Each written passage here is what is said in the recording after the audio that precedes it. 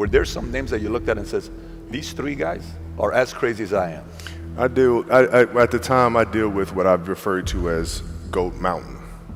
I went to Goat Mountain, and I talked to Magic, Michael, Bird, Keem Olajuwon, Jerry West, Oscar Robinson, Bill Russell. So I would talk to them. What did you do? What were your experiences? Michael in particular, he's become my big brother. He's been my big brother since I first came in the league. And what was that process like? So I went to them and started understanding the ins and outs of the game and how they approach things and their level of detail and obsessiveness, and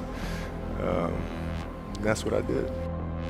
The players that had that passion but weren't willing to commit their entire lives to doing that, right? It's a choice. Right? You have other things, you have family, you have all these other things that you have to do. The game can't really be your number one priority. And so I was looking at that like, man, this is gonna be fun. If I'm buddies with you from high school, if I'm a cousin of yours, what happened to our relationship? How did that gravitate when you went into the league and you're determined to become the greatest, or you're determined to become one of the greatest? What happens to our relationship? Well, it suffers.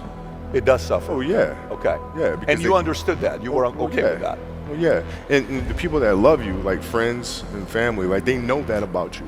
Got it. So they let you be you. And when you reconvene, you pick back up where you left off. Mm-hmm. But make no mistake about it, everything in between is lost. Right? So those long-term relationships, the commitment of time of taking like I see a lot of players take vacations with other players that are close friends, and they'll just take vacations just to take vacations, or just hang out just to hang out. Like I never did that. Why not though? Why didn't you do that? Well, because when I retire, I didn't want to have to say, I wish I would have done more. I don't want that. I don't want that. You got a lot of people paying their hard-earned money to come watch you perform.